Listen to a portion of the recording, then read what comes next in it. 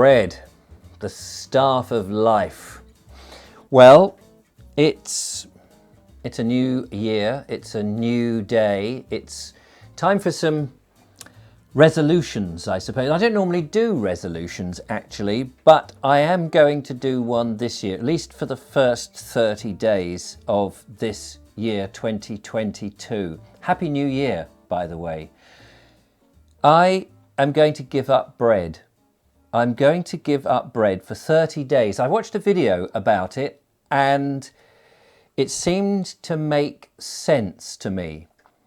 30 days without bread. Even though I cooked my own bread, and bread is the starch of life, or the staff of life, is it? The starch of life, that might be something different. I'm going to give this stuff up. So let me tell you why I'm going to do this. And the weird thing is, I hadn't made the connection.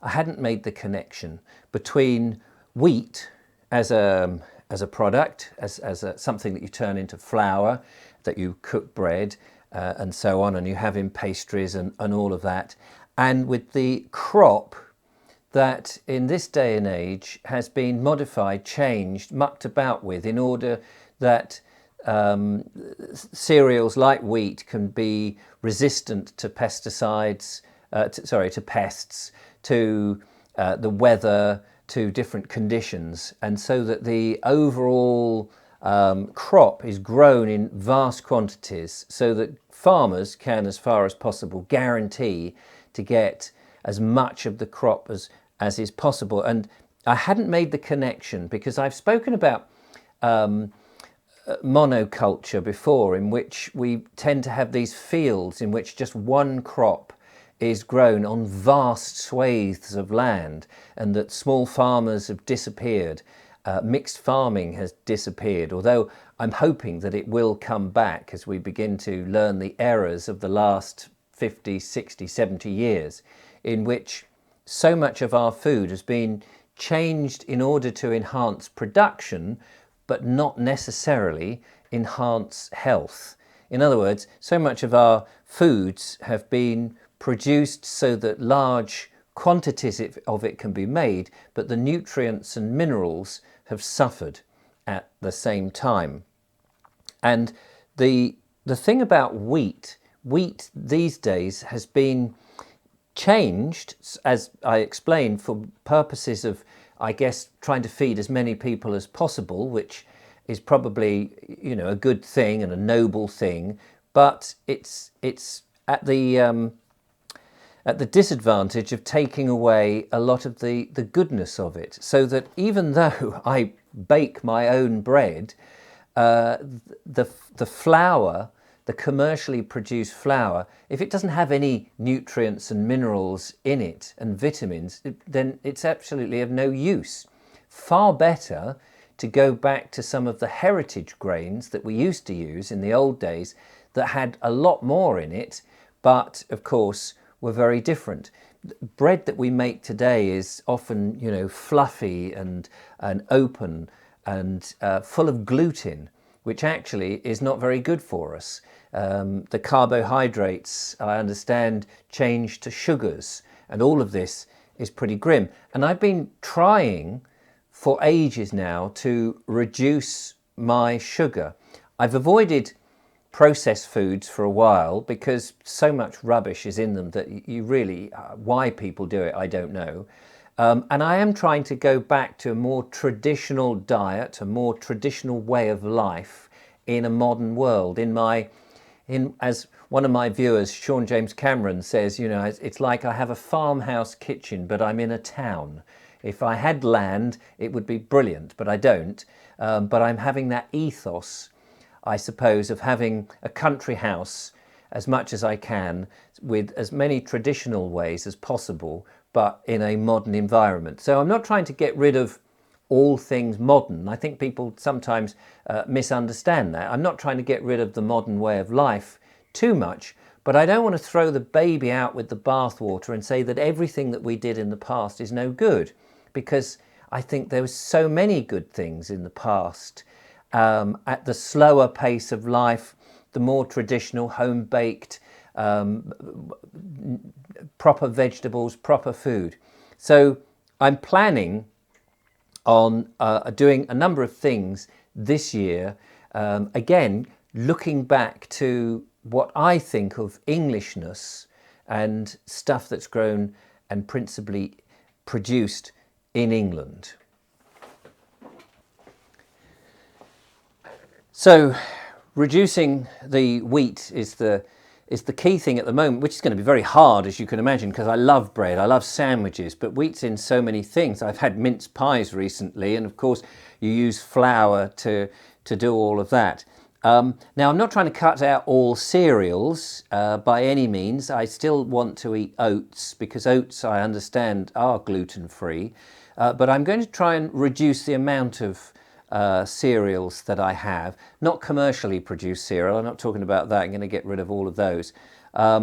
So oats are okay, and oat-based things, but in small number.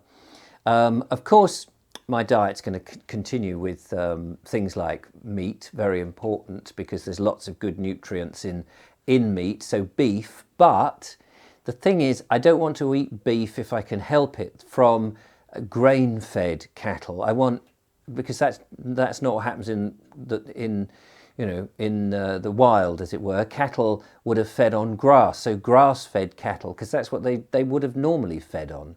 So in a way, it's, I suppose I'm getting more toward something that's called a paleo diet, or the caveman diet. Whereas I've heard of, there's a keto diet, and in fact that somebody emailed me and said, oh, effectively, Richard, you're doing the keto diet, and these are the things that you should eat. And I looked it up, and that's, I think, low in carbs and high in fat. And I'm not trying to fit a diet to anybody else's plan. This is a mistake that I think a lot of people think I'm doing. I'm just trying to fit to my own diet, the way I want to do it. I'm not doing this to lose weight. I'm doing this to put more minerals and more vitamins, and to eat proper foods, real foods, not the artificial foods, or, pretend foods like crisps and processed food and TV dinners and stuff that's got all sorts of preservatives and nasty stuff in that's been mucked about with. So much more natural foods. So as I say, meat, all sorts of different meats that have been, like pigs, that have been not fed again on artificial foods or grains and things, because you're just basically giving them the same stuff, but the sort of foods that they would have eaten back in the wild. A bit more like this paleo or caveman diet, a bit like the hunter-gatherers. So yes, nuts, and I've got some nuts here, and raisins, and all sorts of different nuts, cashews and Brazil nuts we'll take up, because there's lots of goodies in there. Obviously, I'm not going to try and go an extreme on any of these things. Milk, but again, if I can get milk from cows that have been fed on grass rather than grain, I mean, it's going to be a problem. This is going to be a problem, and I'm not going to be able to solve it all at once. Not so much apparently oranges and apples, because again they've been commercially mass produced to be of a certain size and of a certain regulation, and a lot of the good stuff have been taken out of that. But a lot of leaf plants, a lot of tubers and carrots and good old earthy plants, that would be great. Now, I looked up keto, and apparently you're not supposed to eat potatoes and things like that. Well, I'm not sticking to anybody else's diet. I'm making up my own diet, and I'm doing this for my own health reasons. I just don't want to put into my mouth anymore stuff which has no benefit whatsoever. And in doing so, trying to understand some of these more traditional things. Now, you could say, well, we've had bread around since the beginning of life, and that is true. But if I go back to making bread with heritage wheat, I will, after this 30 days of getting rid of bread altogether, it will only be in small amounts. You think about the hunter-gatherers and the early farmers. They were around for thousands and thousands of years, and they must have been healthy, otherwise we wouldn't be here today. And they didn't seem to have, well, as far as I'm aware, heart conditions and overly sugary foods and problems with diabetes and dementia. And I think a lot of these are very modern day problems that we have created by eating much of the wrong kind of foods. So I'm very much trying to get back to a very basic diet, but as nutritional as possible. Because I know the argument is, oh well, back in the day, these people died young. Only the people that we know about that died young, of course, and that may be true because they may have been limited by their surroundings and where they are. So I want to use the best of the modern world that we can have a better understanding of food, and we can get our food from lots of different places, but as local as possible, if possible, and with the seasons, and just try to avoid the rubbish. Now, I've got something has been delivered. I've been ordering a couple of things actually. One, it hasn't yet arrived, is a book on herbs. I know very little about herbs, and I want to find out more about herbs and spices and using herbs, because they're packed with such good medicinal things, as well as minerals and vitamins and all of that, all of good stuff for us. So I've got a book coming about that, which I want to take you guys on the journey as I learn. But I've also got something else which I think will help me with my vegetables. It's just arrived. I haven't opened it, so I'm going to open it in the front room. Come on, let's have a look.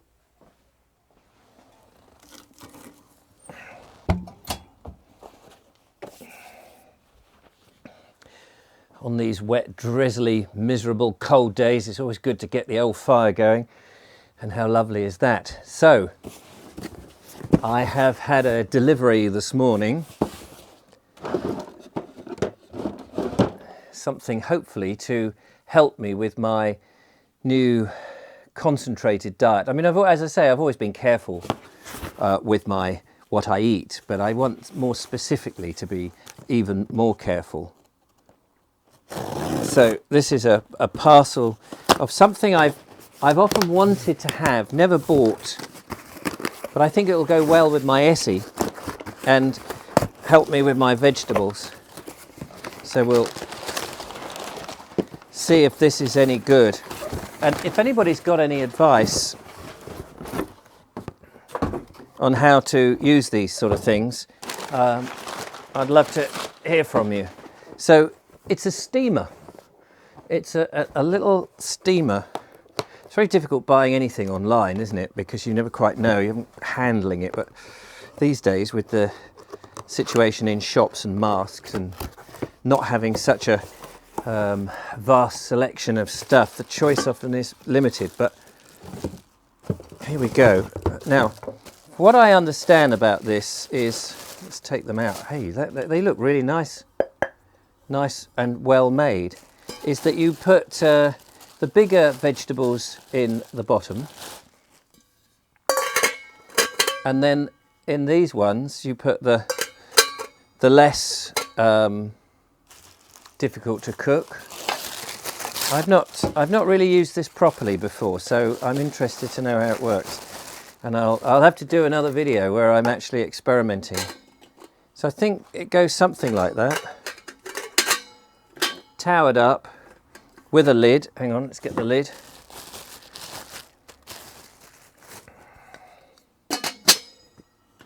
And there it is, and it sits on the hob, and you've got your potatoes and your bigger stuff. The steam rises, it starts to cook other potato things like carrots maybe, or broccoli, and then whatever else you've got in there. And of course, the advantage from what I understand is when you normally boil vegetables, a lot of the nutrients go into the water, but if you steam them, it keeps the nutrients in, and I think that's going to be great. So I'm going to experiment with this. I'll let you know how I get on, to see if it works well. It might be. There's a picture here of actually. There we are. Look, carrots. Yeah, there we are, and the leafy stuff. Brilliant. And I dare say there's some videos on YouTube all about how to do it. So I'll be very keen to give that a whirl. Anyway, I don't normally do New Year's resolutions, but I'm going to give it a go. I'm going to get rid of bread for 30 days. We'll see how I feel. I'll keep you updated with that. I'll tell you if I got any more energy, if it makes me feel any different, if I feel healthier, if I've lost any more weight or anything like that. And of course, I'm reducing the sugar and keeping off the processed foods and looking at natural stuff. So there in a nutshell is my New Year's resolution. But what's yours? What are you going to do this year? Are you going to do anything? Will you stick to it? Will you be, I don't know, giving up alcohol, giving up cigarettes, giving up sugar, getting rid of processed food?